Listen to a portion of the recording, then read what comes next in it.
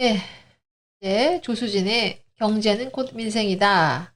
네, 오늘 계속 제가 시리즈로 말씀드리고 있는데요. 그 다섯 번째 파트를 들어가겠습니다. 자, 제가 파트 1에서는 왜 미국, 일본, 한국 증시가 AI 공급망이라는 하나의 구조 안에서 움직일 수 있는지 이 설명을 드렸습니다. 그리고 파트 2에서는 한국 경제는 이렇게 천장인데 왜 바닥에서는 PF와 부채 문제와 신용 경색이 이렇게 문제가 되는지 짚어드렸습니다. 그리고 파트 3에서는 코스피는 오르는데 왜 국민 체감은 이렇게 힘드는지, 그리고 메가캡 집중형 상승 구조가 무엇인지에 대해서 설명을 드렸습니다. 그리고 파트 4에서는 미국 무역법 301조, 일본 엔캐리, 그리고 환율, 외국인 자금 같은 외부 변수에서 보다 더 중요한 거는 한국의 내부 체력이다. 이런 말씀을 드렸죠. 자, 이제 가장 중요한 질문으로 들어갑니다. 그렇다면 이것이 우리의 현실이라면 지금 정부는 뭘 해야 됩니까? 긴축해야 됩니까? 돈 풀어야 됩니까? 복지가 우선일까요? 산업이 우선일까요? 왜 지금 정부의 역할이 과거와는 완전히 달라야 할까요? 결론부터 말씀드리겠습니다. 지금 시대의 정부의 핵심은요, 단순한 복지 확대 정책도 아니고요, 단순한 긴축 정부도 아닙니다. 이제 정부의 진짜 능력은 국가의 산업 구조를 얼마나 다시 경쟁력 있게 설계할 수 있느냐에 달려 있습니다.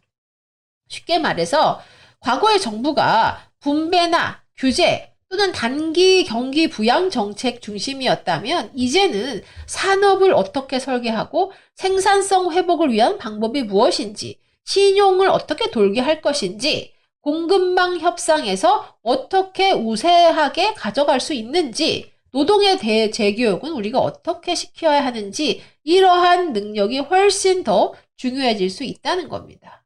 왜냐? 가장 큰 이유는 한국 경제의 체력 자체가 지금 약해질 수 있다는 경고가 터져 나오기 때문이죠. 제가 어제 IMF, 그 밖에 각종 연구기관에서 얘기한 이 한국 경제의 이 잠재적인 성장력이 지금 약해지고 있다. 이런 말씀 드렸고요. 지금 누누이 우리의 체력이 왜 바닥인가에 대해서 계속 지금 이 시리즈를 통해서 짚어보고 있습니다. 많은 국민이 주가나 부동산 가격을 보지만 사실 더 중요한 거는 이 나라가 앞으로 얼마나 돈 벌 수 있는 힘이 있느냐입니다. 그래서 여기에 제가 말씀드렸던 이 IMF, OECD 같은 국제기구가 보는 핵심 개념이 잠재 성장률이 된다. 이런 말씀 드린 겁니다. 이 잠재 성장률이라는 게요, 쉽게 말해서 물가를 과도하게 자극하지 않으면서 한 나라가 장기적으로 성장할 수 있는 기본 체력이 무엇이냐? 이거를 표현해 주는 말이 한마디로 잠재 성장률이라는 것입니다. 예를 들어서 젊은 인구가 많고 생산력이 높다. 그리고 산업 혁신이 강하다. 이런 나라는 잠재 성장률이 높아질 수 있습니다. 그렇지만 인구가 줄어들고 있고요. 그 다음에 부채가 이렇게 빨리 누적되고 있고 산업 정체성이 심각해지면 잠재 성장률은 내려갈 수밖에 없는 것입니다. 그래서 이 단거리 순간 스퍼트가 아니라요. 국가의 장기 심폐지구력 이것에 의해서 나라의 잠재 성장률이 정해진다 이겁니다. 그럼 이게 왜 중요합니까? 만약에 잠재 성장률이 계속 낮아진다 이런 거는요. 빚은 많은데 앞으로 돈 벌 힘이 약해진다 이런 뜻이기 때문이죠. 예를 들어서 과거에는 경제 성장률이 3%, 4% 구간에서는 감당이 가능했던 부채가 성장률이 1% 구조에서는 훨씬 더 무거워질 수 있습니다. 그래서 이 문제는 단순한 빚의 양이 아니라 성장 능력 대비 빚의 무게라는 점입니다.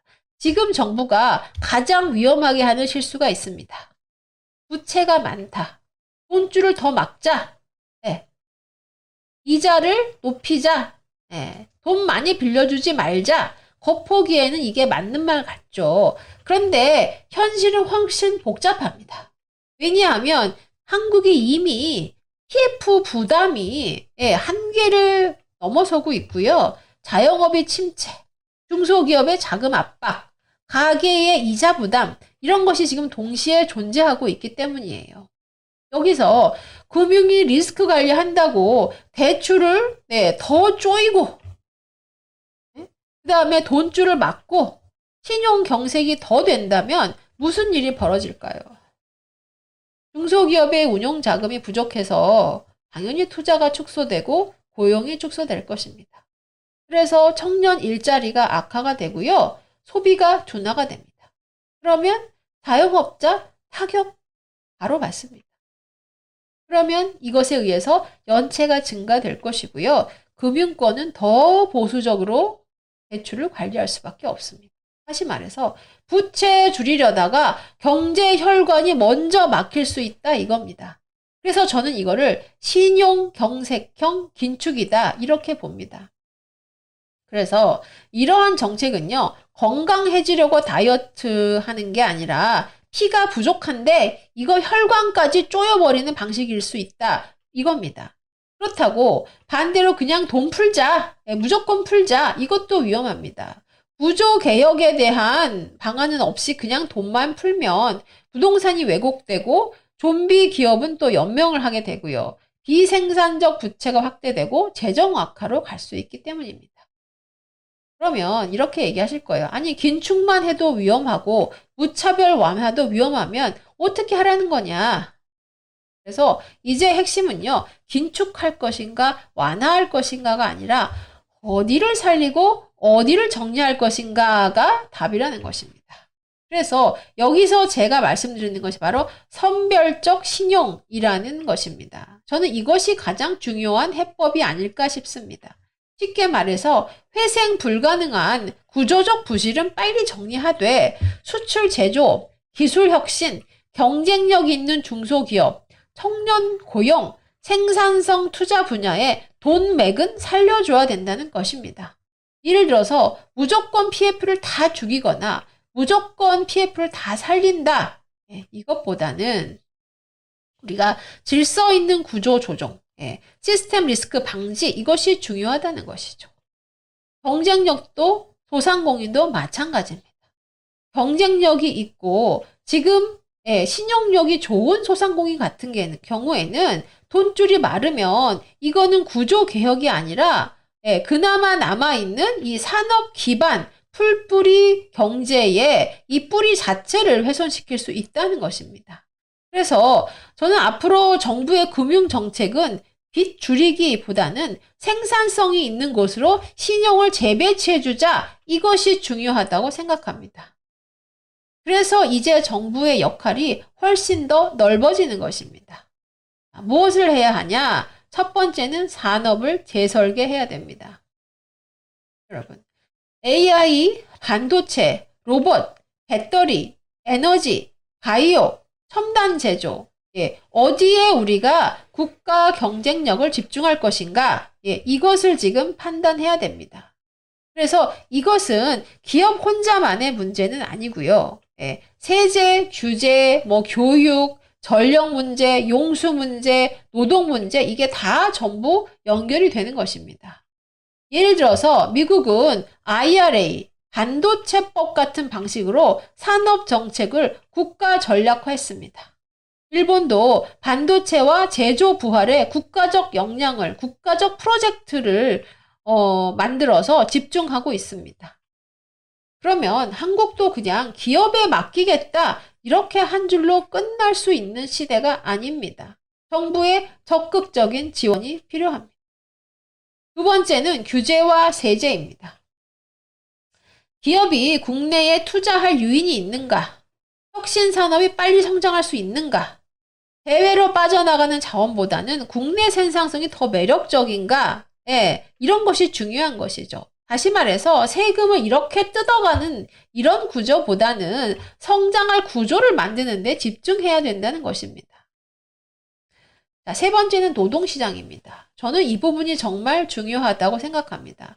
과거에는 일자리 숫자 자체가 중심이었죠. 예. 그래서 이 과거 정부에서 그냥 뭐 이것저것 돈 넣어가지고 정책적으로 말도 안 되는 일자리 많이 만들었습니다.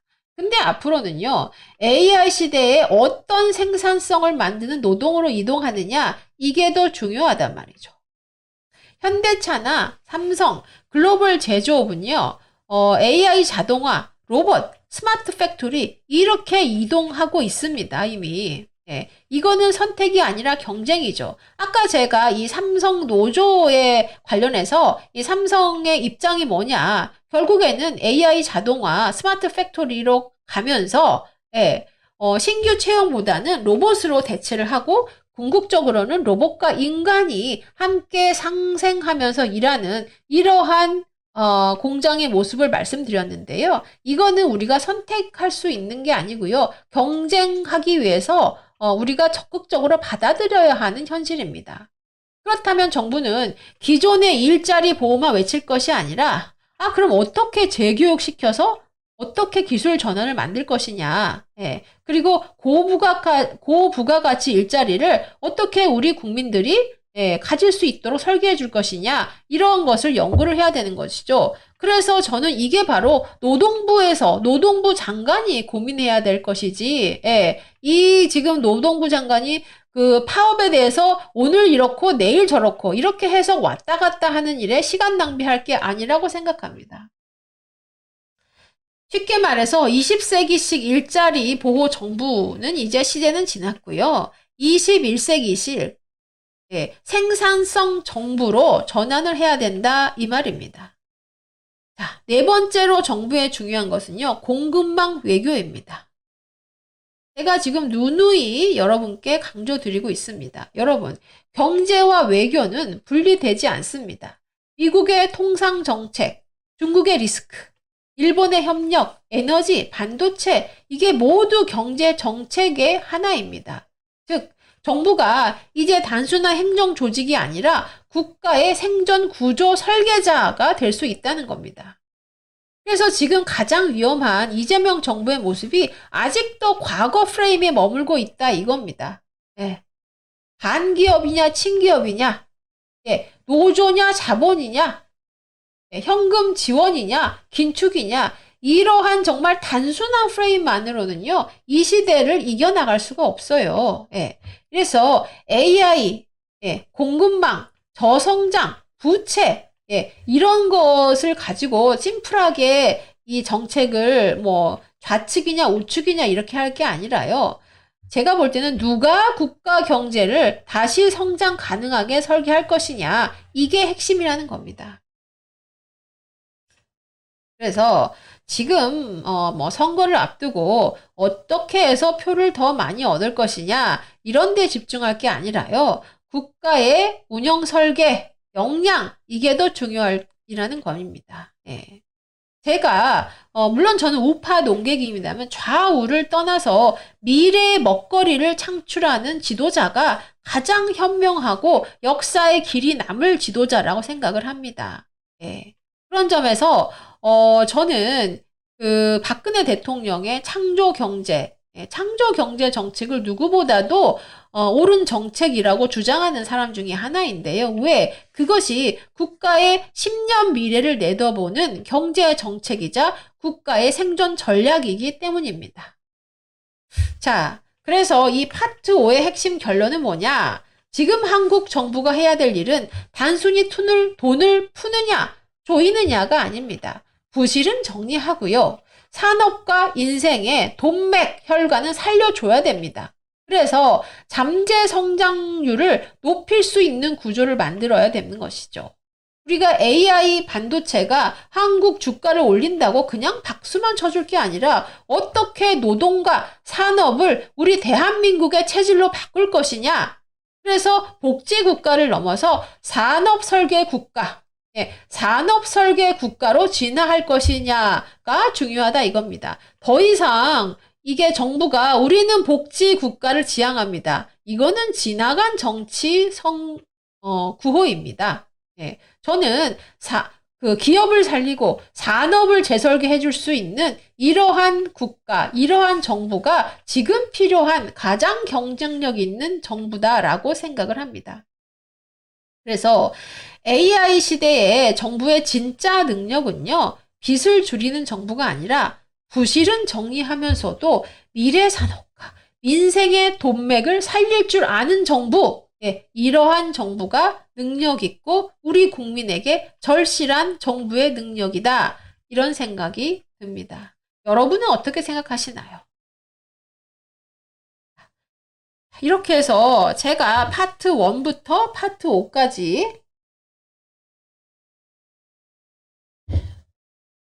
쭉 저에 대한 제가 생각하는 대한민국 경제관, 경제 정책에 대한 것도 여러분과 쭉 나눴습니다.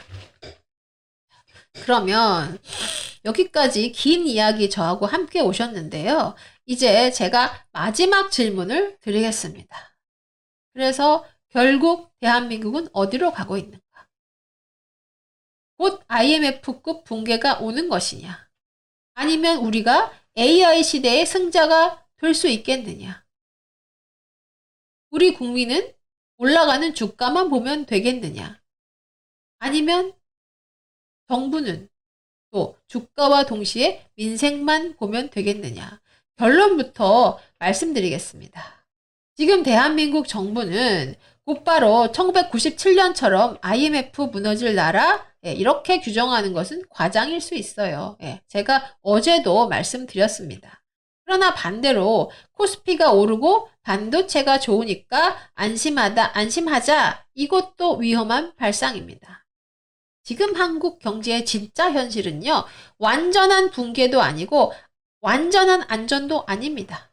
더 정확히 말하면 강한 수출 엔진을 가지고 있지만 내부적으로는 구조 수술을 해야 되는 그러한 나라다. 이렇게 한마디로 정의할 수 있습니다. 자, 이게 핵심입니다, 여러분. 먼저 왜 당장 IMF식 단기 붕괴와 단순 비교는 조심해야 하느냐? 한국이 여전히 지금 반도체, 자동차, 조선, 배터리, 첨단 제조 같은 강한 수출 기반이 있습니다. 사실입니다. 세계 시장에서 실제로 달러를 벌어오는 이 전망 경쟁력 있는 산업이 존재하죠. 이거는 매우 중요한 겁니다. 왜냐하면 나라가 외환 위기로 무너질 때 핵심이 뭐냐? 달러가 부족하고 대외 신뢰가 붕괴되고 외환 유동성 위기가 있었기 때문입니다. 그런데 지금 한국은 최소한 아무것도 못 파는 나라는 아닙니다. 오히려 이 미국 중심의 AI 공급망 재편 속에서 이 삼성이나 SK하이닉스, 현대차, 조선, 배터리 같은 기업이 아주 달러를 열심히 벌어오고 있고 성장 기회도 무궁합니다. 즉, 대한민국은 여전히 세계 경제에서 의미 있는 플레이어다. 이렇게 저는 생각합니다. 이것이 우리의 분명한 강점이죠. 하지만 여기서 아주 위험한 착시가 하나 나옵니다. 수출이 버틴다고 해서 국민 경제 전체가 자동적으로 안전한 건 아닙니다. 바로 이 부분이 중요하죠. 겉으로는 수출과 코스피, 반도체가 버티지만 속에서는 내수가 둔화되고 있고 자영업의 폐업이 늘어나고 있고 PF 부실로 줄도산이 우려되고 있으며 중소기업 자금난, 청년 고용 불안, 가계부채 부담이 동시에 지금 커지고 있다는 것이죠. 쉽게 말해서 국가의 외부 엔진은 돌아가는데 국민의 일상 엔진은 과열과 고장, 연료 부족으로 지금 허덕이고 있다는 것입니다. 그래서 지금 한국의 핵심 위험은 외환 위기형 붕괴가 아니라요, 구조 위기형 장기 압박일 가능성이 더 크다는 것입니다. 그래서 이 혈관, 돈맥이 막히면요, 중소기업과 자영업자, 가게는요, 바로 쓰러지진 않지만 점점 체력이 약해져서 병원에 입원해야 되는 중병 환자로 될 수 있다는 것입니다. 당장 쇼크사 하진 않겠지만, 오래가는 체력 저하가 더 위험하다는 것이죠. 그래서 저는 지금 한국 경제를 볼 때 중요한 관점으로서 가장 위험한 두 가지 극단을 말씀드리겠습니다. 첫 번째 극단은요, 곧 망한다라는 공포 마케팅입니다. 이거는 지나친 단순화일 수가 있어요. 두 번째는 수출 잘 되니까 괜찮다. 이러한 착시입니다. 이것 또한 너무 위험합니다. 정답은 그 사이에 있습니다. 한국은 아직 강한 수출 엔진과 산업 역량이 있습니다. 그러나 그 체력을 국민 경제 전체로 연결하는 구조가 약해지면 장기적으로 우리는 위험해질 수 있습니다. 그래서 문제가 돈을 버느냐 이것이 아니라 그 돈이 국가 전체 구조를 건강하게 유지하느냐입니다. 여기서 이제 이게 아까 말씀드린 파트 5와 연결이 되는데요.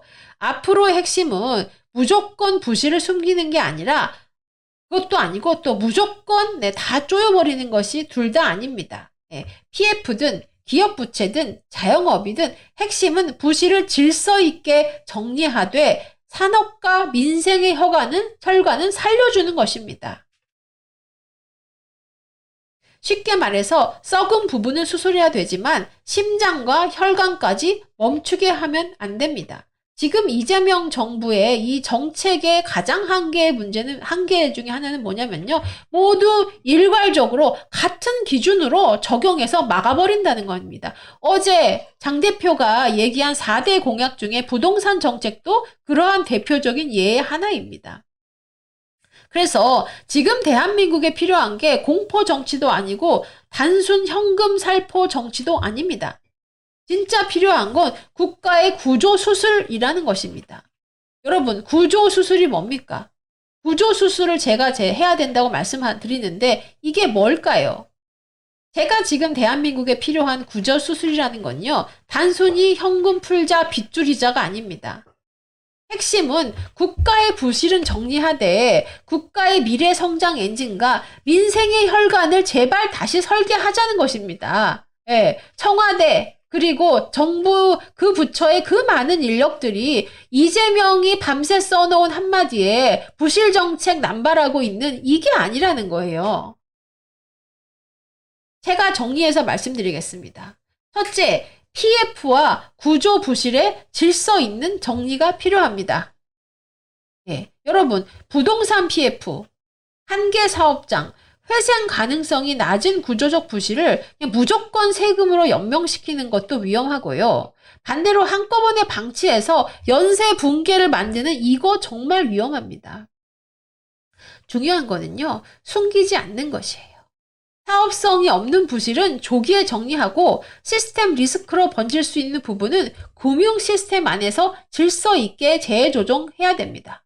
썩은 부분은 도려내되 우리가 심장까지 멈추게 하면 안 됩니다. 그래서 여기서 정말 선별적인 정책이 필요하다 이 말입니다.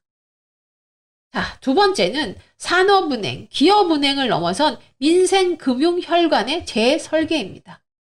대기업에는요, 산업은행 같은 전략금융의 축이 있지만 정작 자영업자나 소상공인, 지역기반 사업자에게는요, 보증, 대출, 회생 지원이 지나치게 분산돼 있다. 이런 말씀입니다. 그래서 저는 앞으로 이렇게 기보나 신보, 지역신보, 소상공인 정책 금융 기능을 보다 통합적으로 연결해서 우리 소상공인과 자영업자의 생존, 대기, 전환을 전담할 수 있는 민생금융 플랫폼 또는 전용 은행의 모델을 검토해야 된다는 주장입니다. 한마디로 소상공인 은행이 필요하다 이 말이죠. 여기서 핵심은 무차별적으로 지원하자가 아니고요. 경쟁력이 있고 회생 가능성이 있는 민생 경제의 돈맥을 살려주자 이겁니다. 단순한 대출 확대보다는 누구를 살리고 어떻게 다시 일으켜 세울까 하는 금융입니다. 그런데 이것을 그냥 일률적인 잣대로 또는 일회성인 정책으로 정말 소상공인 누구도 적용 대상이 없는 그냥 말뿐인 정책으로 지원책으로 이걸 지금 막으려고 한다면 오래 가지 못할 거라는 것입니다. 그래서 우리 적어도 국민의힘에서는 이 소상공인을 정말 우리가 누구를 지원해야 되는지, 어떻게 지원해야 되는지, 이렇게 선별적 정책을, 개발하고 실시할 수 있는 소상공인 전용 모델, 이것을 한번 검토해야 된다라고 저는 강력하게 주장합니다. 세 번째는 산업의 재설계입니다. 반도체나 AI, 로봇, 에너지 산업이 이미 우리가 잘 투자하고 있지 않느냐? 이것만으로는 부족합니다. 진짜 질문은 국가 시스템 전체가 그 산업 중심으로 재편되고 있느냐는 것입니다. 예를 들어서 반도체는요, 공장 하나 짓는 문제가 아니라 그걸 하기 위해서는 엄청난 전력이 필요하고 용수가 필요합니다. 세제 혜택이나 규제 혜택도 필요하죠. 예, 그리고 이 핵심 공정의 인재에 대한 공급도 필요합니다. 또 소재나 장비, 물류, 미국과의 정말 경쟁력 있는, 능력 있는 공급망 협상까지 쭉 연결돼야 됩니다. 이 로봇도 몇몇 기업에 대한 지원이 아니라요, 현대차, 삼성, 중소제조업 현장 전체에서 생산성 혁신과 연결될 수 있는 이런 정책적 지원이 필요합니다. 에너지도요, 그냥 단순히 전기요금 조금 깎아준다, 이런 정책이 아니라 AI 데이터 센터와 첨단 산업을 감당할 수 있는 국가 전력 전략으로서 살펴줘야 됩니다. 네. 지난 정부에서, 지난 좌파 정부에서 이 어떻게 했습니까? 환경보호 문제 운운하면서 원자력 에너지 공급 개발을 우리가 다 문을 닫게 했습니다. 예. 그런데 지금 전 세계가 어디로 흘러가고 있는지, 이 AI 데이터 센터에서 필요한 이 엄청난 에너지 개발을 위해서 다시 이 원자력 에너지가 급부상하고 있고요. 미국에서는 이 스마트 원전이 정말 다음 차세대 에너지 공급망의 핵심적인 영역으로 떠오르고 투자하고 있습니다. 그래서 산업 재설계라는 것이 저는 특정 산업에 돈을 집어넣고 빼는 게 아니라 금융이나 세제, 인프라, 외교, 인력까지 그 산업을 중심으로 다시 판을 짜는 것이다. 네, 이렇게 생각을 합니다. 자, 그 다음에 필요한 것은 저는 노동시장의 전환이라고 봅니다. 그리고 제가 여기서 가장 강조하는 것이 바로 박근혜 대통령의 창조경제 2.0입니다. 네. 박 대통령의 창조 경제가 1.0이었다면 이것을 우리 시대에 맞추어서 다시 창조 경제 2.0으로 가자는 게 핵심입니다. 이제 일자리가 제조업 공장과 대기업 사무직만이 아닙니다. 반도체 엔지니어가 필요하고요. 로봇 운영 인력이 필요하고요. AI 개발자가 필요합니다. 이러한 산업의 핵심 인재는 물론이고요. 동시에 우리가 필요한 것은 유튜브 크리에이터, 이커머스 사업자, 디지털 브랜드 운영자, 플랫폼 기반 개인 사업자, 이러한 새로운 생산 주체를 키워주어야 합니다. 즉 앞으로는 이 국가가 제조 강국형 핵심 인력도 중요하지만 디지털 창조 경제형 개인 사업자를 키워줘야 된다는 것이죠. 단순 취업 지원이 아니라요, 재교육하고 세제 지원하고 금융 지원해주고 플랫폼 안정성까지 포함한 이 창조 경제 2.0이 필요하다, 이런 말씀 드립니다. 그래서 그냥 공장 일자리만 지키는 시대가 아니라 국민 전체의 생산성 생태계를 키우는 시대로 가야 됩니다. 그리고 그 바탕에 창조 경제 2.0 국가 정책이 필요하다, 이렇게 주장합니다. 그 다음 5번째는요, 한국형 IRA 전략 투자 유치 시스템입니다. 장 대표도 이번 4대 지역과 민생 공약으로서 한국판 IRA를 이야기를 했습니다. 저 역시 이것을 계속해서 강조하고 있는데요. 여러분, 지금 세계의 기업이 어디에 투자하느냐를 두고 아주 치열한 경쟁을 벌이고 있습니다. 다시 말씀드리지만 미국은 IRA와 반도체법으로 자본과 공장을 자국에 끌어들이고 있고요. 일본도 라피두스 같은 전략산업 재건에 국가 역량을 총집중하고 있습니다. 그렇다면 우리 대한민국도 단순히 규제 완화 수준이 아니라 이 반도체 AI 바이오, 첨단 에너지 분야에서 글로벌 기업이 한국에 투자하고 싶어지도록 우리의 세제와 규제와 전력과 인력 패키지를 고민해야 된다는 것이죠. 즉, 외국 기업 투자 유치를 전담하는 국가의 전략 조직을 완성하고 여기서 한국형 전략 패키지를 연구를 하고 마케팅을 하고 그래서 일종의 한국판 IRA를 우리가 실천해야 된다는 것입니다. 핵심은 세금을 얼마나 걷느냐가 아니고요. 세계의 자본과 기술이 왜 한국을 선택해야 되느냐 그 이유를 만들어야 된다는 것입니다. 결국 이것이 제가 말하는 구조 수술의 핵심 개념들입니다. 정리하겠습니다. 부실은 숨기지 않고 정리해야 됩니다. 민생 금융의 혈관 다시 연결해야 됩니다. 산업 일의 먹거리 중심으로요. 국가 시스템 전체를 재설계해야 됩니다.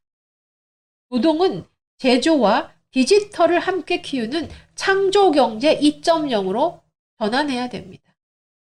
그리고 세계 자본이 한국으로 들어오고 싶어지는 국가 전략을 설계해야 됩니다.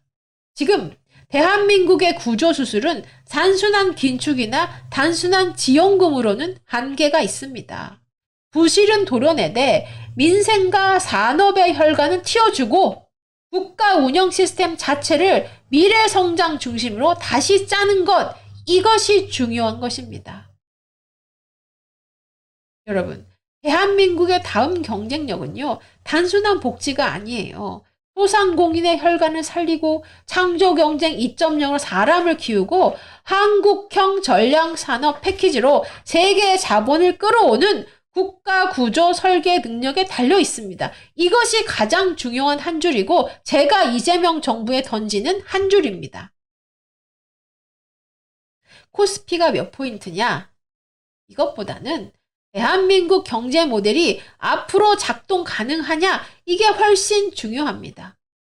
주가 지수는 결과이지만요. 국가의 구조는 미래이기 때문입니다. 그래서 삼성전자 주가 상승 자체보다 중요한 게 그 산업 경쟁력, 협력업체, 고용, 세수, 청년 기회, 지역 경제로 이어질 수 있느냐 이것을 봐야 된다는 것입니다. 네. 그래서 지금 정부, 기업, 우리 국민에게 모두 필요한 건요. 지표 낙관론이 아니라요. 구조 현실주의입니다. 쉽게 말해서 좋은 건 좋다고 보되 약한 곳은 냉정하게 수술을 해야 됩니다. 이것이 바로 전략 국가입니다. 전략 국가라는 건요. 위기를 과장하는 나라도 아니고요. 위기를 부정하는 나라도 아닙니다. 현실을 냉정하게 정확하게 보고 강점은 키우고 약점은 구조 개혁하는 나라라는 것입니다.